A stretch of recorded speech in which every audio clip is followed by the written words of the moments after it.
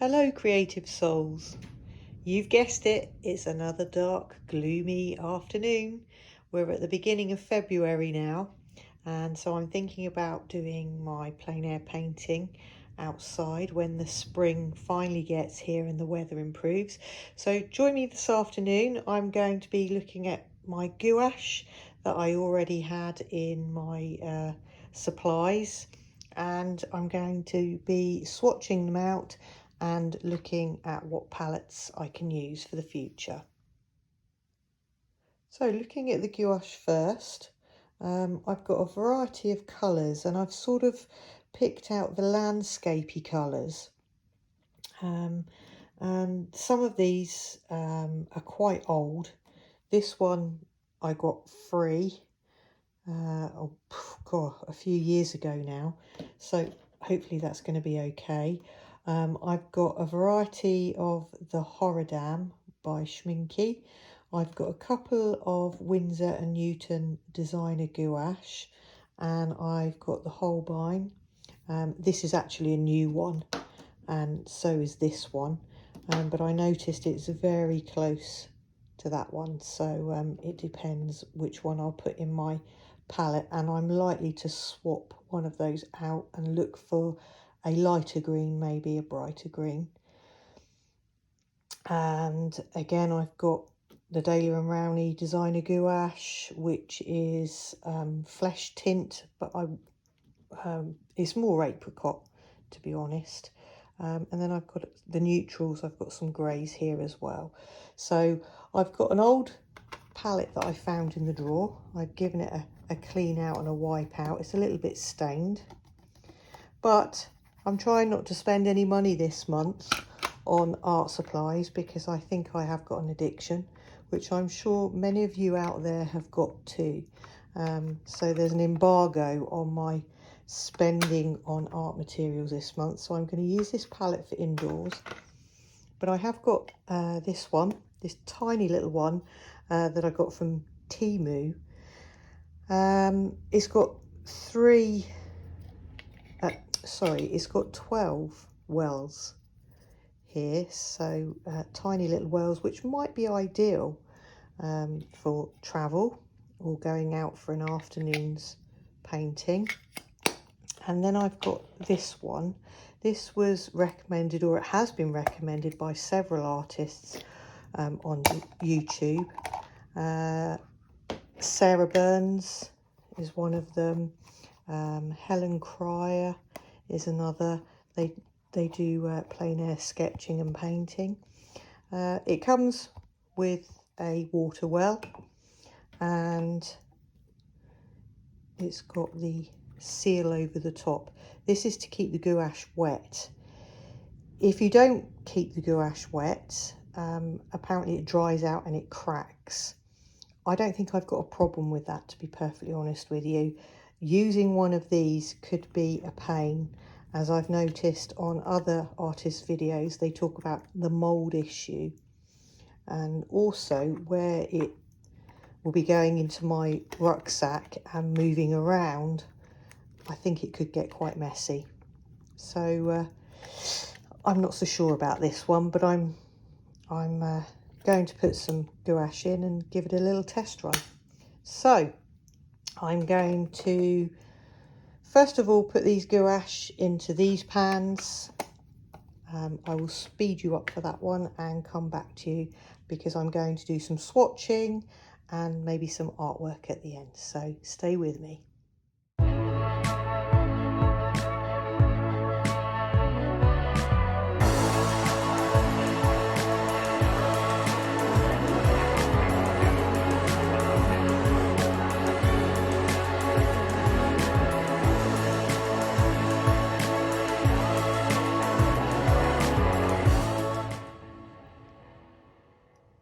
So here's my finished gouache palette.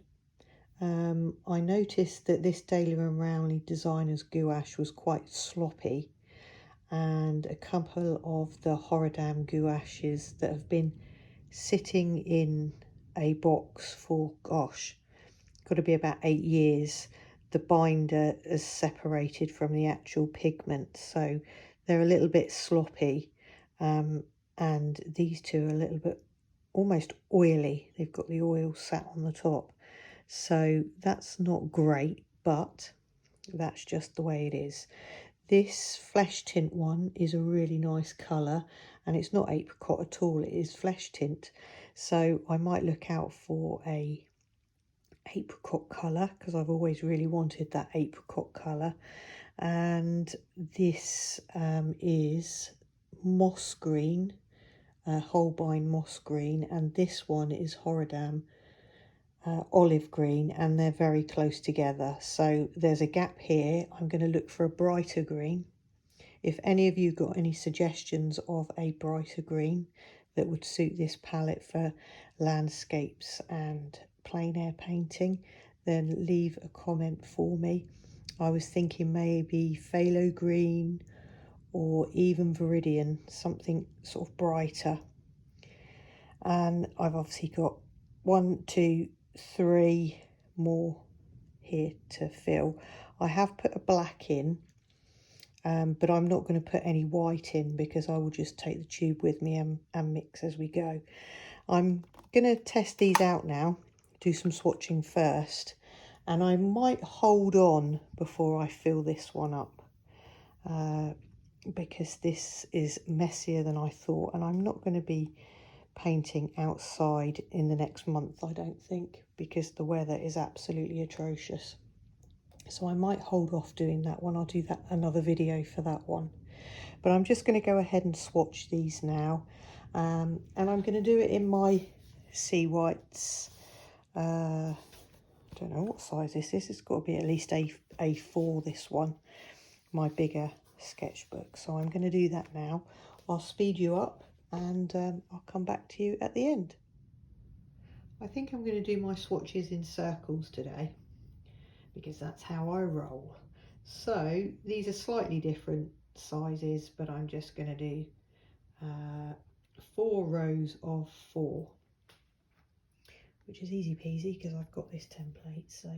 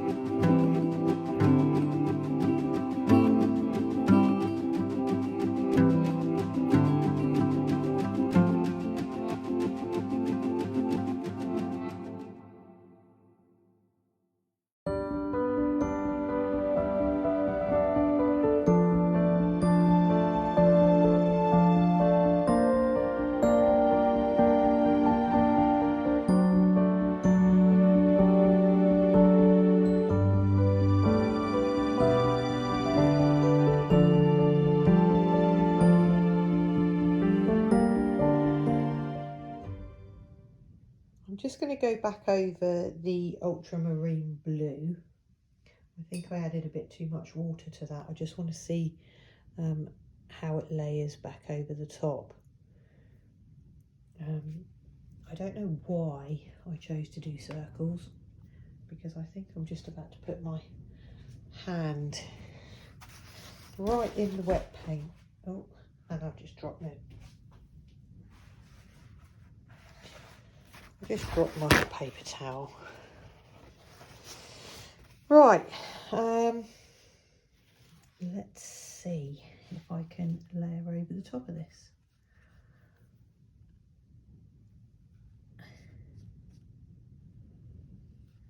There we go. It's a lovely bright blue colour.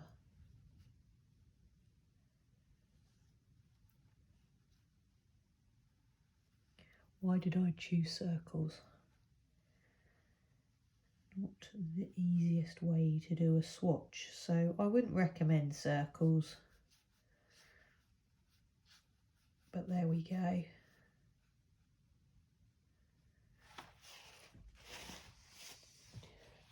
Lovely vibrant colours.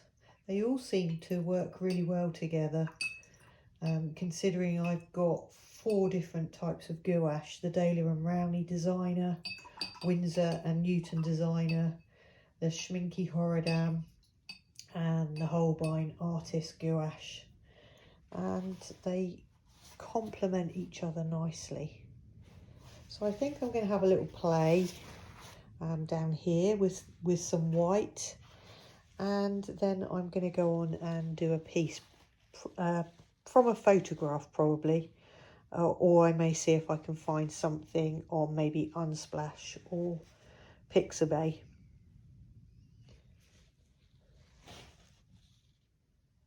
I wanted to see if I could get a more vibrant green, because I've got the Schminky Horodam moss green, and I've got the, no, that's wrong actually, that's Holbein moss green, and I've got the Schminky Horodam olive green, and I want something a bit brighter, so I'm going to mix maybe the lemon yellow and the ultramarine blue and just see how these gouache paints mix, and see if I can come up with a brighter green. It's something I would do with my watercolours. I wouldn't necessarily have all the different colours in my palette. You really need to know how to mix and experiment as well with mixing. I think there's so many colours out there today that it all gets just a bit mind-blowing. Really, you don't need all of those colours. But because I'm used to watercolour, I roughly know what to mix, but gouache being a bit more opaque is a bit harder. Let's see, so that's ultramarine and yellow.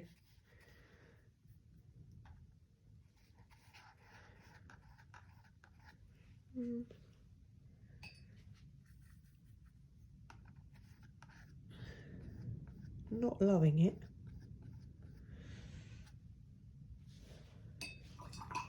Not loving it, I must admit.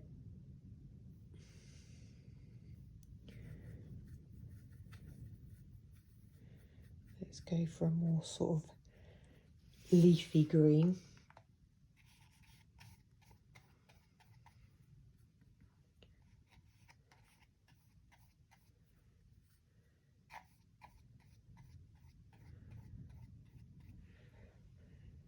Yeah, that's a bit better.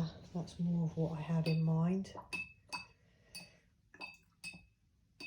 Now I wonder what would happen if I used a bit of lemon yellow and maybe the cobalt, I can never say it, cobalt turquoise. How does that, is that just going to be mad?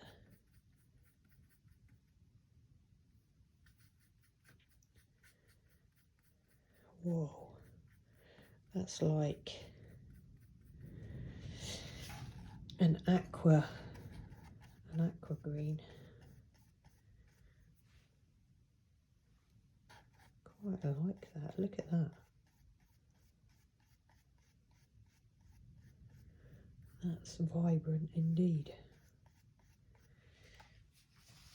Okay, what about, I wonder, I expect if I do indigo, which is this one down here, and some lemon yellow, that will probably give me that sort of more mossy green that I've already got.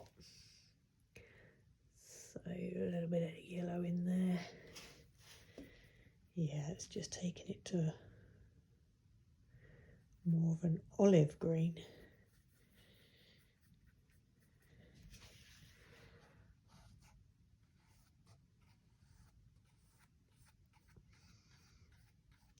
No, that's nice. That's darker than an olive green. Yeah, I like that one too. So I'm thinking I don't necessarily need to purchase green. I'll just mix my own. But how practical would that be when I'm out and about? It's having the space, it's having the palette space, if that makes sense. Because if I'm using this one here, it's not a huge mixing area. However, it's good practice, and that's part of the fun, is mixing your own colours. But I do like those greens. They're nice and vibrant. I've got lots of different greens for spring foliage and spring flowers, which are just round the corner.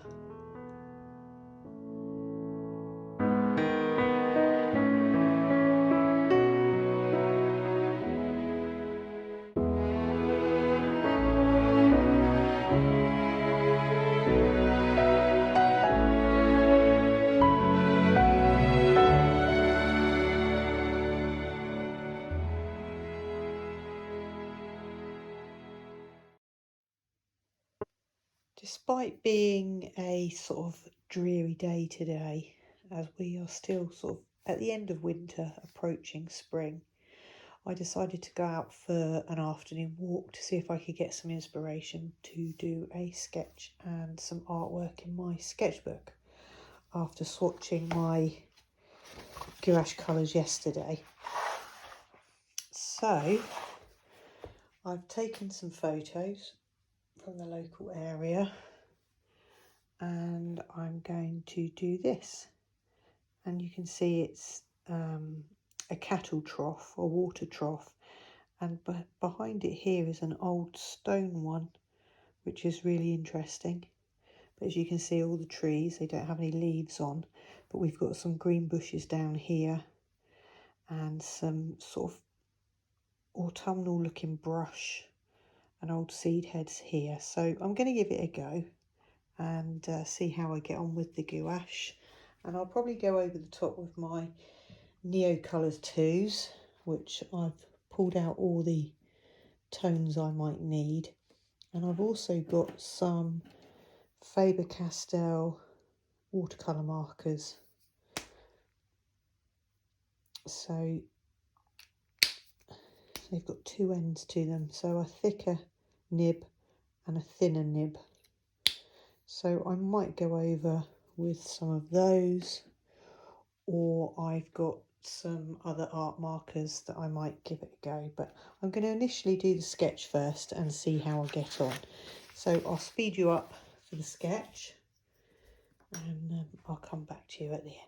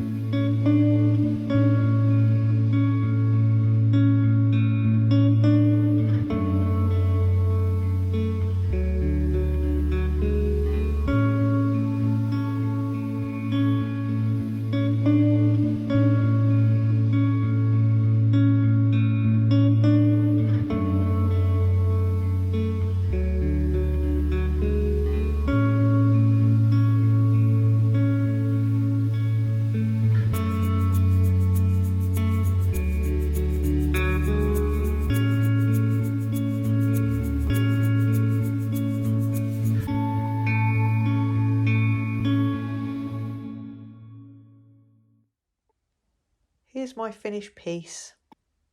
I used gouache as my initial layers to get some colour down, and I used some Neocolour 2s, some Derwent drawing pencils, and I did have a little play with the Faber-Castell Pitt pens, the dual markers, and I really enjoyed using those. That's the first time I've used those. I use those for the trees and some of the grasses, and I'm sure I'll acquire some more colours. But for February and March, as I promised, there's an embargo on art materials. I really need to have to deal with this addiction. Anyway, I hope you enjoyed the video. Thanks for watching.